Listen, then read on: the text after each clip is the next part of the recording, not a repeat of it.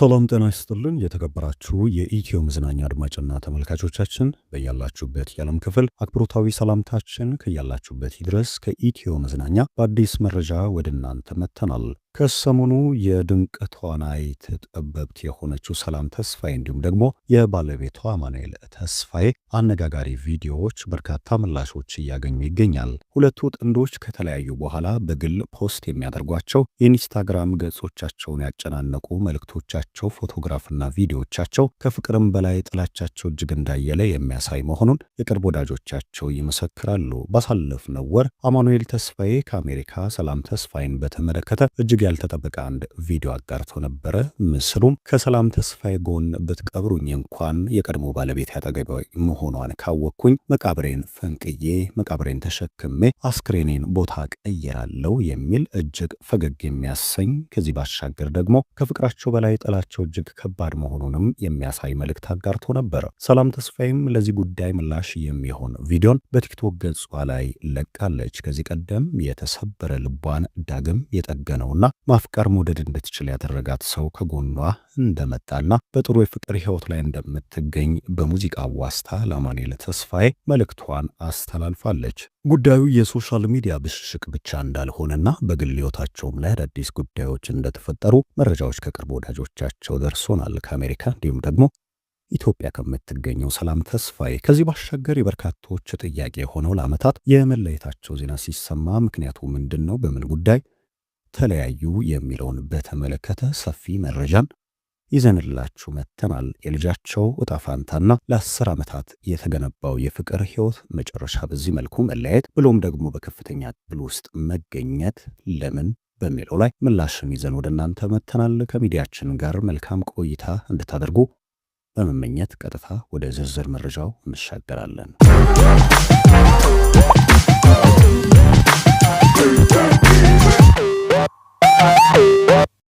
ከጥንዶቹ ጥል ፍቅራቸውን እናስቀድምና እንዴት ተዋወቁ ለሚለው ጥሩ ምላሽ ይዘን መጥተናል። ሰላም ተስፋዬ ገና ወደ ኪነ ጥበብ እንደተቀላቀለችና የትወና ብቃቷንም እያሳየች በነበረችበት አፍላ ዕድሜ አማኑኤል ተስፋዬ ደግሞ ኑሮውን በአሜሪካ አድርጎ እጅግ ቅንጡ የሆነ ሕይወትን በሚገፋበት ወቅት ነበረ ሩቅ ለሩቅ ሆነው ፍቅርን የጀመሩት። መጀመሪያ ላይ ፍቅር ሳይሆን በጓደኝነት እንደነበሩ በስልክ ረዥም ሰዓት ይነጋገሩ እንደነበር የተነገረ ሲሆን ዓመታቶች ከተቆጠሩ በኋላ ግን የጀማሪ ተዋናያና በቅንጡ ሕይወት ላይ የሚገኘው አማኑኤል ተስፋዬ ጉዳይ ወደ ፍቅር እንዳቀና ተነግሯል።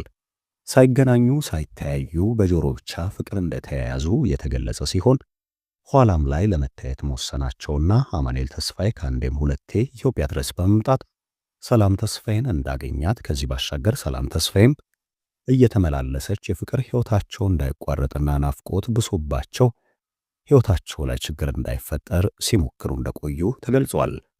ከዛ በኋላ ነበር የ10 ዓመታት እጅግ ድንቅ የሆነ የፍቅር ሕይወታቸው በትዳር መቋጨት እንዳለበት ጥያቄው ከሰላም ተስፋዬ የተነሳው። ይህንንም ጥያቄ ተቀበለውና በሰላም ተስፋዬ መፈቀሩ እጅግ የተመቸው እሱም እንደ ሕይወቱ ለሚሳሳላት ሴት ጥያቄዋን በመመለስ አብሯት ለመኖር ውሳኔን የወሰነው አማኑኤል ተስፋዬ በአሜሪካ ያለውን ሕይወት ገታ በማድረግ ወደ ኢትዮጵያ በመምጣት እጅግ ድንቅ በሆነ የሰርግ ስነ ስርዓት ከሰላም ተስፋዬ ጋር ጋብቻውን ይፋ ያደረገው። በወቅቱ እንደተለመደው አርቲስቶች እጅግ ባልተጠበቀ ሁኔታ የአዲስ አበባን አንድ ልጥጥ ሚሊዮነር ሲያገቡና ድንገት ፍች ሲፈጥሩ ይታያል። ከዚህ ባሻገር የፍቅር ሕይወታቸው ድብቅ እንደሆነ የትዳር ሕይወታቸውም ድብቅ ሆኖ የዘለቀ በርካታ አርቲስቶች አሉ። ከነዚህ ሰላም ተስፋዬ እንዲሁም ደግሞ አማኑኤል ተስፋዬ ለየት የሚያደርጋቸው ረዥም የፍቅር ሕይወት እንደነበራቸውና በማግኘት በማጣትም ተፈትኖ ያለፈ እንደ ወርቅ የነጠረም ጥሩ የፍቅር ሕይወት እንደነበራቸው ተገልጧል። የትዳር ሕይወታቸው ጅማሮም እጅግ መልካም እንደነበረ በቤተሰቦቻቸው ዘንድም ተቀባይነት እንዳገኘ የተነገረ ሲሆን የሰላም ተስፋዬ ዝና ግን ይበልጥ ከፍ እያለ መምጣቱ በአማኑኤል ተስፋዬ ላይ ትልቅ ተጽዕኖ እየፈጠረ እንደነበረም ተገልጿል። ከዓመታት በኋላ የልጅ አባት የሆነው አማኑኤል ተስፋዬ ከሰላም ጋር ልጁን በመያዝ አሜሪካ ኑሮ መጀመር እንደሚፈልግ ጥያቄ እንዳቀረበላትና ጉዳዩ ግን በኢትዮጵያ በርካታ ፊልሞች ላይ የታጨችው በማስታወቂያ ስራዎችም የምትታወቀው ሰላም ተስፋዬ ዘንድ ውሃ እንዳላነሳ ጥያቄውንም ልትቀበለው እንዳልቻለች ተነግሯል።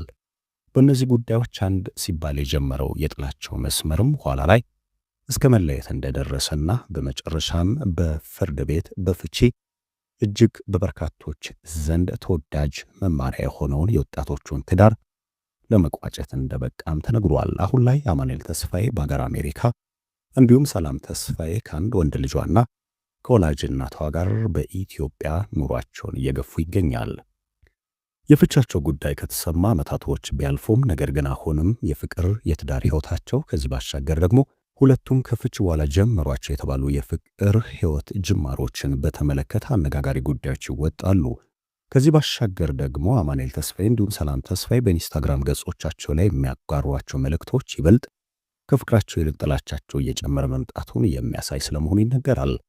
አማኑኤል ተስፋዬ ከዚህ ቀደም ከሰላም ተስፋዬ ጎን ብቀበር እንኳን መቃብሬን ስፍራ ቀይርለታለሁ ያለ ሲሆን ሰላም ተስፋዬም ከሰሞኑ በአማኑኤል ተስፋዬ የተጎዳውንና የተሰበረውን ልቤን አሽቶ ጠግኖ ዳግም አብሮኝ ሊሆን የሚችል ሰው አግኝቻለሁ የሚል መልእክት ያለው ቪዲዮ በቲክቶክ ገጿ ላይ ማጋራቷ ተነግሯል። በየዕለቱ ሁለቱም እየተጠባበቁ መሰል መልእክቶችን የሚያጋሩ ሲሆን ይህ ግን በቅርብ ቤተሰቦቻቸው ላይ ትልቅ ተጽዕኖን እየፈጠረ እንደሚገኝም ተነግሯል። መለያየታቸው የመጨረሻ መፍትሄ ቢሆንም ነገር ግን ከመለያየት በኋላ ሁለቱም በመልካም ምኞት ተራርቀው መኖራቸው በተለይም ደግሞ ለልጃቸው ትልቅ ዋስትና የሚሆን ጉዳይ ነው በማለት ሰላማቸውን ይጠብቁ የሚል የቅርብ ቤተሰብ መልእክት በስፋት እየተላለፈም ይገኛል። ነገር ግን ሁለቱ አሁንም ያለየለት አንድ ጉዳይ በመካከላቸው እንዳለ የሚያሳዩ መልእክቶችን በተደጋጋሚ ያጋራሉ። ሁለቱም ከትዳራቸው ፍች በኋላ ይህን የሚባል ጠንካራ ግንኙነት ውስጥ እንዳልገቡና የፍቅር ሕይወትንም መጀመር እንደተሳናቸው የቅርብ ወዳጆቻቸው ይገልጻሉ። አማኑኤል ተስፋዬ በአሜሪካ ከአንዲት ሞዴል ጋር የፍቅር ሕይወት ጀመረ የሚሉ መረጃዎች በስፋት ቢሰራጩም ነገር ግን አሁንም አማኑኤል ተስፋዬ የብቸኝነት ሕይወትን እየገፋ እንደሚገኝ ተነግሯል። ሰላም ተስፋዬም በርካታ የታማችባቸው ጉዳዮች ቢኖሩም ነገር ግን በአንድ ቃለ መጠይቅ ላይ በሰጠችው ምላሽ ምንም አይነት የፍቅር ሕይወት እንዳልጀመረች አሁን ላይ ትኩረቷ ለወላጅ እናቷ እንዲሁም ለወንድ ልጇና ለምትወደው ስራ እንደሆነና በፍቅር ሕይወት ጊዜ ማባከን እንደማትፈልግ አረጋግጣለች። ይሁን እንጂ እነሱን በተመለከተ የሚሰራጩ መረጃዎች ግን ይበልጥ አነጋጋሪ ሆነው ቀጥሏል። ከዚህ ባሻገር የትዳሯን ፍቺ በተመለከተ በሰላም ተስፋዬ ላይ ትችት የሚያነሱ አሉ።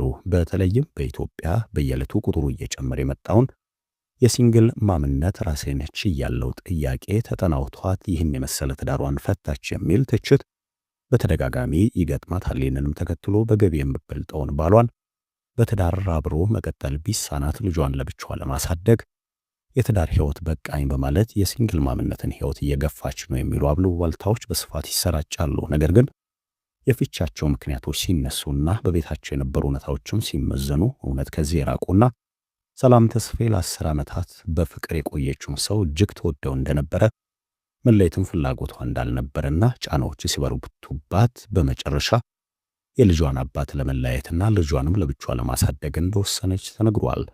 ነገር ግን የኢንስታግራም መልእክቶቻቸው አሁንም እያነጋገሩ በአድናቂዎቻቸውም ዘንድ ትልቅ ጥያቄን እያነሱ ቆይተዋል። እኛም መረጃውን በዚህ መልኩ አደረስናችሁ። እስከ መረጃችን ፍጻሜ ቆይታችሁን ከኢትዮ መዝናኛ ጋር ስላደረጋችሁ ከልብ አመሰገንን። ሰናይ ጊዜ ተመኘን።